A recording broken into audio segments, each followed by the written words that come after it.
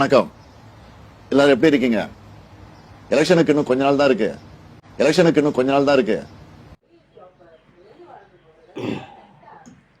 வணக்கம். நல்லா இருக்கோம். சொல்லுங்கப்பா. தெரியும்ப்பா, ஏப்ரல் 23பா. நான் தமிழ்நாடு முழுக்க பிரச்சாரம் பண்ணிட்டு இருந்தாலும் இந்த வீடியோ மூலமா சில விஷயங்களை உங்க எல்லார்கிட்டையும் பேசணும்னு தோணுச்சு. என் மனசுல படுறத ஓப்பனா நான் இப்ப பேச போறேன். சொல்லுங்கப்பா. என்ன விஷயம்ப்பா சொல்லணும்? சொல்லுங்க. எலெக்ஷன் திமுகவுக்கும் ஆளுங்கட்சிக்கும் இடையில நடக்கிற போட்டி இல்லைங்க. இது தமிழ் மக்களுக்கும் பாசிச சக்திகளுக்கும் இடையில நடக்கிற யுத்தம். தமிழ்நாட்டுல நோட்டாவை விட கம்மியான ஓட்டு வாங்குற ஒரு கட்சி இன்னைக்கு ஆளுங்கட்சி மிரட்டியே தமிழ்நாட்டோட உரிமைகளை மொத்தமா பறிச்சுக்கிட்டு இருக்கு. அது எப்படிப்பா?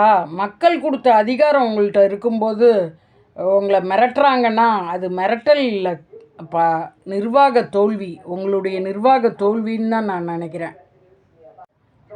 மிரட்டல் என்றால் அதை எதிர்க்கிறது தான்ப்பா தலைவர் தன்மை. அதனால தான் உங்களை எதிர்க்க தான் தலைவராக தேர்ந்தெடுத்துருக்குன்றிருக்கோமே ஒழிய மிரட்டுறாங்கன்னு எங்கள்கிட்ட முறையிடுறது அவ்வளோ நல்லது இல்லைப்பா.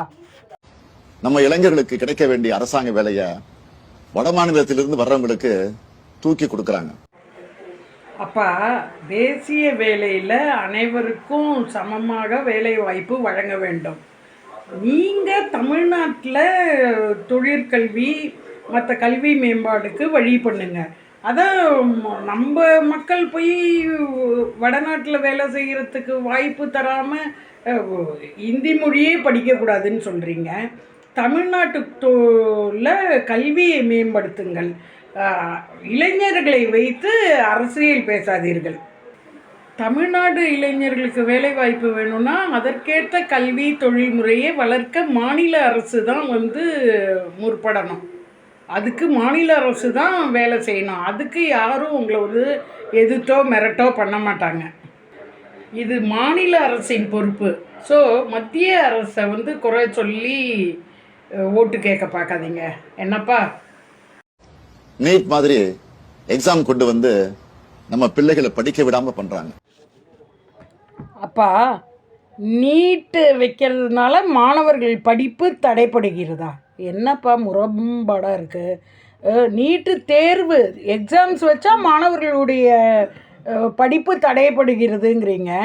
எல்லா மாநிலங்களுக்கும் உள்ள எக்ஸாம் நீட்டு. இது பொதுவாக அத்தனை பேரும் சம கல்வி சம அறிவு பெற வேண்டும் என்று கொண்டு வருவது தான் அந்த நீட்டு தேர்வோட முக்கியத்துவம். அதுவும் மருத்துவத்தில் அது முக்கியமாக இருக்கணுங்கிறதுக்காக கொண்டு வந்தது. அது கொண்டு வந்ததுனால மாணவர்களுடைய படிப்பு தடைபடுகிறதுன்னு சொல்லக்கூடாது. அந்த படிப்பை தரத்தை உயர்த்துறதுக்கு மாநில அரசு தான் முழுமையாக பாடுபடணுமே வழிய மத்திய அரசை இதுக்கு குறை சொல்லக்கூடாதுப்பா. அதுவும் குறை சொல்லி ஓட்டு கேட்கக்கூடாது. ஏற்கனவே நீட்டை ரத்து பண்ணுவேன் அப்படின்னு சொல்லி தான் நீங்கள் ஓட்டு கேட்டு உள்ளே வந்திருக்கீங்க. அதுக்கு நிறைய பேர் உங்களுக்கு ஓட்டு போட்டிருப்பாங்க போல இருக்கு. அதனால ஜெயிச்சு வந்திருக்கீங்க. இப்போ அந்த நீட்டை மறுபடியும் வேறு விதமாக குறை சொல்லி நீங்கள் ஃபஸ்ட்டு அந்த நீட்டு எக்ஸாம்ஸை உங்களால் வாக்குறுதி கொடுத்தா மாதிரி தடுக்க முடிஞ்சுதா? இல்லை. அப்போ எதுக்கு மத்திய அரசை குறை சொல்கிறீங்க? நீங்கள் மாநில அரசில் அதுக்கு ஏற்ற கல்வி தரத்தை உயர்த்துங்க. அதுதான் கேட்கப்படுகிறது. தேவையில்லாமல் மத்திய அரசை இங்கே குறை சொல்லாதீங்க. குறை சொல்கிறதுக்கு இடமே இல்லை. அதுவும் நீட்டை ரத்து செய்கிறேன்னு உள்ளே வந்துவிட்டு நீட்டை ரத்து செய்யாமல் இருக்கீங்க. உங்கள் ஆட்சி முடிஞ்சிருச்சு. இப்போ முடிஞ்சே போச்சு. நம்ம விவசாயிகளுடைய நிலத்தை பிடுங்கி அவங்க வாழ்வாதாரத்தை கெடுக்கிறாங்க. எதிர்த்து போராடுற மக்களை அடிச்சு விரட்டுறாங்க. அப்பா, நிலப்பரிப்பை பற்றி நீங்கள் பேசுகிறீங்க, உங்கள் கட்சி பேசுது, உங்கள் ஆட்சி பேசுது நிலப்பரிப்பை பற்றி. அதுவும் நிலப்பரிப்பு விவசாயி நிலப்பரிப்பு மத்திய அரசு பண்ணுறதுங்கிற மாதிரி சொல்கிறீங்க. என்னப்பா இது? அப்படின்னா மத்திய அரசு மாநில அரசுட்டேருந்து நிலப்பரிப்பு பண்ணுறாங்கனாக்க விவசாயிகள்கிட்டேருந்து நீங்கள் தானேப்பா பாதுகாக்கணும். அதுக்குள்ள சட்டங்கள்லாம் என்னங்கிறத, காம்பன்சேஷன் என்ன கொடுக்கணும், என்ன பண்ணணுங்கிறத நீங்கள் தானே சொல்லி பாதுகாக்கணும். நீங்கள் அதை பண்ணாமல் அடித்து விரட்டுறாங்க. அப்படிலாம் அடித்து விரட்டுறவங்களெல்லாம் நீங்கள் தானேப்பா எங்களை காப்பாற்றணும். நீங்கள் சொல்லாமல் அதை ஒரு குறையாக சொல்கிறீங்க. இது எந்த நிலத்தை அவங்க எடுத்தாங்க, அதுக்கு காம்பன்சேஷன் கொடுக்காம பண்ணினாங்களா அப்படிங்கிற ஆதாரத்தோடு இங்கே பேசுங்கப்பா. அரசியலாக பேசாதீங்க, ஆதாரத்தை வச்சு பேசுங்க. உண்மையாக மக்கள் விவசாயி மக்கள் கஷ்டப்படுறதுக்கு நீங்கள் வருத்தப்படுறீங்கன்னா நீங்கள் எவ்வளவு பாதுகாத்தீங்க, எவ்வளவு பாதுகாக்க முடியாமல் போச்சு அப்படிங்கிற ஆதாரத்தோடு பேசுங்க. நாங்கள் கேட்க இருக்கோம் உங்களுக்காக. நம்ம என்ன சாப்பிடணும், நம்ம என்ன மொழி பேசணும், நம்ம யாரை கல்யாணம் பண்ணணும், நம்ம குழந்தை என்ன படிக்கணுங்கிற வரைக்கும் அவங்க முடிவு பண்ணணும்னு நினைக்கிறாங்க. இதையெல்லாம் தட்டி கேட்க வேண்டியவங்க அவங்க காலில் விழுந்து கிடக்குறாங்க. என்னப்பா பயமுத்தி பார்க்குறீங்களா? நம்ம சாப்பிட்றது, நம்ம தனி மனிதன் சாப்பாடு, தனி மனிதன் கல்யாணம், இதெல்லாமே தனி மனிதனோட உரிமைகளை யாராலையும் பறிக்க முடியாது. அம்மா அப்பாவால் கூட பறிக்க முடியாது. அப்படி இருக்கிறப்ப அங்கே அவர் மேலே பழிய போடுறீங்களேப்பா, மத்திய அரசு மேலே. அப்படின்னா நீங்கள் தானேப்பா பாதுகாக்கணும். இதை தட்டி கேட்குறவங்க அவர் காலடியில் போய் விழுந்து கிடக்காங்கங்கிறாங்க. இதை தட்டி கேட்குறவங்க யாருப்பா? நீங்கள் தானே. உங்களை தானே நாங்கள் எலெக்ட் பண்ணி வச்சுருக்கோம். நீங்களே எங்களோட உரிமையில் தலையிட முடியாது, தனி மனித உரிமையில் தலையிட முடியாது. அப்படி இருக்கிறப்ப நீங்கள் எங்களுக்கு மும்மொழி வேண்டாம், 3வது மொழியை கற்றுக்கக்கூடாதுங்கிற மாதிரி கொண்டு வரீங்க. என்னப்பா பயமுத்துறீங்களா? அவங்க நான் எங்கள் தனி உரிமையை பறிக்கிறாங்கன்னு பயமுத்துறீங்களா? அதுக்கு தானே அரசியல் அமைப்பு, இந்தியன் கான்ஸ்டிடியூஷன் சட்டங்கள் இருக்குது. இதை கூட உங்களுக்கு தெரியாதாப்பா? ஓட்டுக்காக இப்படி கேட்குறீங்களே. தட்டி கேட்குற நீங்கள் காலடியில் விழுந்துட்டு யாரோ தட்டி கேட்கணும், அது அவங்க காலடியில் விழுந்துருக்காங்கன்னு. என்னப்பா இது விளையாட்டா இல்லையா? இதை இப்படியே விட்டா இன்னும் கொஞ்ச நாள்ல நம்ம வளங்கள், நம்ம மொழி, நம்ம சுயமரியாதை, நம்ம சமூக நீதி, நம்ம அடையாளங்கள் எல்லாம் செதஞ்சு போயிடும். அது எப்படிப்பா? நம்மளுடைய தமிழ்நாட்டு வளங்கள் அழிக்கக்கூடிய வளங்களா? என்ன பயங்காட்டுறீங்களா? பயங்காட்டக்கூடாதுப்பா, இதெல்லாம் தடுக்கணும் நம்ம. அதுக்கு முழு பொறுப்பு உங்கள்கிட்ட தான் இருக்குது. என்னங்க பாஸ் இப்படி சொல்கிறீங்க? மொழியெலாம் எவ்வளவு வருஷத்து மொழி, அதை அழிக்க முடியுமா? அந்த மொழியை காக்கிறதுக்கு வேற்று மொழியில் பேசுகிற நீங்கள் சொல்கிற ஒன்றியம் பிரதமர் இங்கே திருக்குறள் சொல்கிறார். எப்படி மொழியை அவங்கெல்லாம் அழிப்பாங்க? நீங்கள் வேணால் வேறு தெலுங்கு மொழிக்காரராக இருக்கிறதுனால வேணால் அழிக்கலாமா இருக்கும். அப்படிலாம் சொல்லக்கூடாது. சமூக நீதிங்கிறது நீங்கள் தான் ஆரம்பித்த மாதிரி இருந்ததுன்னா இந்த பயம் பயந்துக்கலாம். சமூக நீதி காலாகாலத்திலேருந்தே எங்கள் பாரதியார் மற்றவர்கள் எல்லாமே சமூக நீதியை கொண்டு வந்துட்டாங்க. அதை யார் அழிப்பாங்க? அதை சமூக நீதி கொண்டு வரோன்னு அதுக்காக ஓட்டு கேட்குற சில மனிதர்கள் தான் அழிப்பாங்க. அவங்க யார் இல்லையாப்பா? தடுக்கணும்னா நாம் அவங்களை எதிர்த்து நிற்கணும், அவங்க கொட்டை தடுக்கணும். அதுக்கு உங்களுடைய ஓட்டு தான் உங்க ஆயுதம். திமுக ஆட்சிக்கு வந்தா என்னப்பா அறிவுபூர்வமாக யோசிச்சு சொல்லாமல் தடுக்கணும், எதுக்கணும், உதைக்கணும் அப்படின்னு ஒரே குத்தணும், வெட்டணும் அப்படியே சொல்கிறீங்க. அறிவுபூர்வமாக என்ன பண்ணுவீங்க அதை சொல்லலை. அப்புறம் திமுக ஆட்சிக்கு வந்தா, இப்போ தானே ஆட்சிக்கு வந்தீங்க இந்த 5 வருஷம். இந்த 5 வருஷம் என்ன பண்ணினீங்க? ஆட்சிக்கு இந்த குத்தத்தெல்லாம் சொல்கிறீங்கல்ல, இந்த குத்தத்துக்கெல்லாம் நீங்கள் என்ன பண்ணீங்க? இதை குறை சொல்லி எங்கள்கிட்ட ஓட்டு கேட்குறதுக்கு தான் வச்சிட்ருக்கீங்களா? அந்த குத்தத்தெல்லாம் அப்படியே வச்சிட்ருக்கீங்களா? திமுக ஆட்சிக்கு வந்தா அப்படிங்கிறீங்களே, இப்போ 5 வருஷமும் வந்துருச்சு, இனியும் வரணும்னு பார்க்குறீங்களா? அது மக்கள் தான்ப்பா சொல்லணும். நம்ம தமிழர்களோட பறிக்கப்பட்ட உரிமைகள் எல்லாமே மீட்கப்படும். மாநில உரிமைகள் முழுமையா பாதுகாக்கப்படும். சட்டம் ஒழுங்கு என்னுடைய நேரடி கண்காணிப்பில் இருக்கும். தப்பு செய்யறவங்க யாரா இருந்தாலும், மறுபடியும் சொல்றேன், யாரா இருந்தாலும் பாரபட்சம் இல்லாம நடவடிக்கை. அச்சோ கடவுளே, பவர் இருந்தப்ப சைலன்ஸ், இப்போ எலெக்ஷன் வரும்போது பர்ஃபார்மன்ஸ் ஸ்டார்ட் 1 2 3ன்னு ஆரம்பிக்குது. என்னப்பா இத்தனை நாளாக நீங்கள் அல்சீமரில் இருந்தீங்களா, இல்லை கோமாவில் டைரெக்டாக இப்போ எழுந்து வரீங்களா? இத்தனை நாளாக நீங்கள் தானே ஆட்சி பண்ணிட்டு இருந்தீங்க இல்லையா? உங்கள் ஆட்சி தானே இத்தனை நாளாக இருந்தது.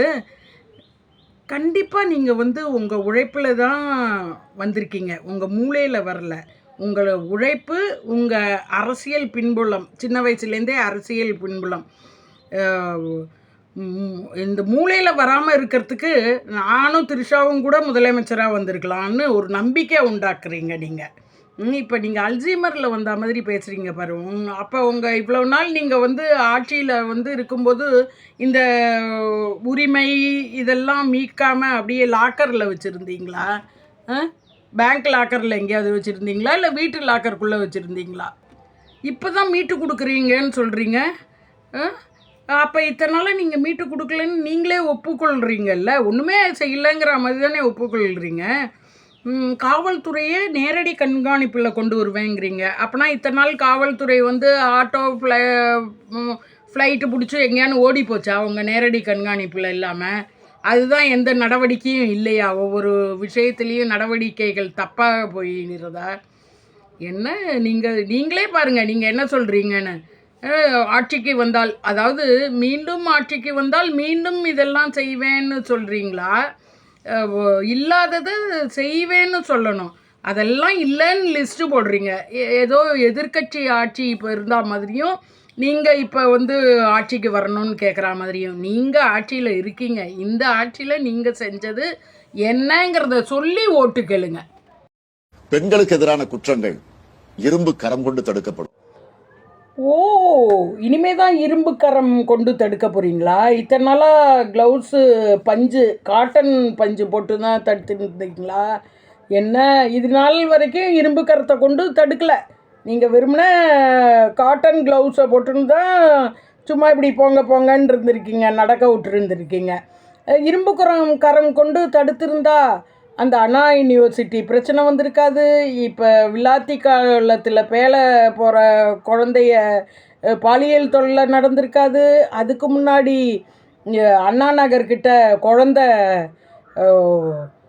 குழந்தைய ஒரு சின்ன குழந்தைய பாலியல் தொந்தரவு பண்ணிவிட்டு அவங்க பேரண்ட்ஸு குத்தம் சொல்ல வந்த பேரண்ட்ஸை வச்சு அடிச்சிருந்துருக்க மாட்டாங்க. அச்சோ, அப்போல்லாம் அந்த இரும்பு கரம் எங்கே அப்பா போச்சு? இனிமே அந்த இரும்பு கரம் என்னப்பா? உங்கள் ஆட்சியில் நீங்கள் இருக்கும்போதே அந்த இரும்பு கரத்தை உள்ளே வச்சுவிட்டு பஞ்சுக்கரமாக பண்ணிவிட்டு இப்போ மறுபடியும் ப்ராமிஸ் ஸ்ட்ராங்காக இருக்குது. No action but promise strong during election. ரைட்டாப்பா? திமுக இந்து மதத்துக்கு எதிரானதுன்னு எதிரணியினர் ஒரு பொய்யான குற்றச்சாட்டை பரப்புறாங்க. அதனால நான் தெளிவா சொல்லிடுறேன், திமுக ஆட்சியில எல்லா மத மக்களும் பாரபட்சம் இல்லாம சமமா நடத்தப்படுவாங்க.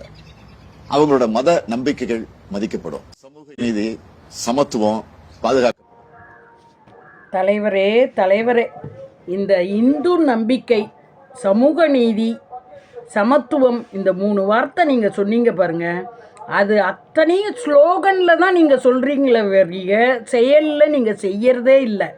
ஏன் நீங்கள் முதலமைச்சராக இருக்கும்போது ஒரு கல்யாணத்தில் இந்துக்களுக்கு நம்பிக்கை உரிய தாலி கட்டும் மந்திரத்தை அவங்க அவ்வளவு ஆபாசமாக இருக்கிறதுன்னு நீங்களே சொன்னீங்க.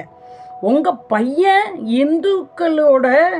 மொத்த இந்துக்களோட நம்பிக்கை சனாதன தர்மத்தை ஒழிக்கணும், கொல்லணும், அழிக்கணும் அப்படின்னு சொன்னார். உங்கள் கூட்டணிக்காரங்க கோயிலில் சர்ச்சுனா கூர்மாக இருக்கும், மசூதினா இப்படி இருக்கும், கோயில்னா அசிங்க சிலையாக இருக்கும் அப்படின்னு சொல்லி ஒட்டுமொத்த இந்துக்களோட நம்பிக்கையில் அப்படியே வேலை சொருகிட்டு ஒரு கூர்மையான ஆயுதத்தை சொருகிட்டு வேல் பிடிச்சிட்டு நீங்கள் நடிச்சிங்க பாருங்கள். அப்பயே நீங்கள் எவ்வளவு இந்து நம்பிக்கையை எவ்வளவு பாதுகாக்கிறீங்கன்னு தெரிஞ்சது. சமூக நீதி, சமத்துவம் இதெல்லாம் நீங்கள் பேசுகிறீங்க. ஒரு பிராமணர்களை அந்த காலத்தில் என்னைக்கோ நடக்காததை பிடிச்சி நடந்ததுன்னு சொல்லி வெளியில் பார்ப்பனர்களை கேவலப்படுத்துவது, அவர்களை கண்டபடி பேசுவது, இந்துக்களின் தர்மத்தை, சனாதனம் தர்மத்தை அழிப்பேன், ஒழிப்பேன், டெங்கு, மலேரியா, பன்றின்லாம் சொன்னவங்க பையன் அமைச்சராக துணை முதலமைச்சராக அவரை ஆக்கியிருக்கீங்க. இதெல்லாம் வந்து நாங்கள் நம்பணும். நீங்கள் இந்து நம்பிக்கை குலைக்க மாட்டேன், சமத்துவமாக இருப்பேன், சமூக நீதி கொண்டு வருவேன்னு இதெல்லாம் முன்னாடியே எல்லாரும் நல்லதை பண்ணிட்டாங்க. ஆனால் நீங்கள் இதெல்லாம் குலைத்து கொண்டு இருக்கிறீர்கள். ஆனால் ஓட்டு கேட்கும்போது மட்டும் அது பண்ண மாட்டோம், இது பண்ண மாட்டோம், நாங்கள் வந்து பொதுவானவர்கள்னு சொல்கிறீங்க. கொஞ்சம் மாறணுங்க, மாறணும் தம்பி, அப்படி சொல்ல முடியாது, மாறணுங்க அப்பா, மாறணும். லஞ்சம் ஊழல் இல்லாத நேர்மையான ஆட்சி தான் என்னுடைய முதன்மையான நோக்கம். எல்லா துறையும் என்னுடைய நேரடி கண்காணிப்பில் இருக்கும். தமிழ் மக்களுக்கு எதிரான திட்டங்கள் எதுவா இருந்தாலும் தடை செய்யப்படும். என்னுடைய சுயநலத்துக்காக நான் யார் காலையும் விட மாட்டேன். என்னுடைய சுயநலத்துக்காக நான் எந்த சூழ்நிலையிலும் தமிழ் மக்களுடைய உரிமைகளை விட்டுக் கொடுக்க மாட்டேன். உங்களுக்கு ஒரு பிரச்சனைன்னா உங்கள ஒருத்தனை எப்பவும் களத்துல வந்து நிற்பேன். இதெல்லாம் என்னுடைய மனப்பூர்வமான உறுதிமொழிகள். தமிழ் மொழியில் சிறந்து விளங்கும் தமிழ்நாட்டு மக்களே, இவர் கூறுவதற்கு எதிர்ப்பதம் கூறுங்கள். எதிர்ப்பதம்னா ஆப்போசிட். இவர் என்னெல்லாம் இப்போ பாயிண்டாக சொன்னாரோ அதுக்கு ஆப்போசிட் சொல்லுங்க. அதுதான் நடந்தது, ஆட்சியில் நடக்கிறது இப்பொழுது. இந்த உறுதிமொழியை நான் என்னோட உசுரா நினைச்சு கடைபிடிப்பேன். இதை நான் மீறினா நீங்க என்ன நேரடியாக கேள்வி கேட்கலாம். ஆமாப்பா, இது சொன்னீங்கன்னா நான் இப்போ இவ்வளவு கேள்வி கேட்டிருக்கேன். நீங்கள் வந்து கேள்வி கேளுங்கன்னு சொன்னீங்கல்ல, அதனால தான் இவ்வளவு கேள்வி கேட்டிருக்கேன்ப்பா. தமிழ்நாட்டோட விடியலுக்கு என்னோடு துணை நில்லுங்க. நன்றி. இன்னும் விடியலையா? என்னப்பா, இன்னும் ஏற்கனவே விடியல் தரேன்னு சொன்னீங்க, இன்னுமா விடியல? தூங்கிட்டேவா இருக்கணும்? வாக்களிப்பேர் உதயசூரியன். தமிழ்நாட்டு மக்கள்லாம் சிந்திச்சு தான்ப்பா வாக்களிப்பாங்க. இப்போ அவங்க தெளிவாக விடியலாக ஆயிட்டாங்க. ஒன்று காலில் விழுந்துட்டு தான் பதவி பிடிச்சாருன்னு அந்த எடப்பாடி பழனிசாமியை சொன்னீங்க. அவர் பாவம் நல்லா தான் இதை விட ஆட்சி பண்ணியிருந்தார்.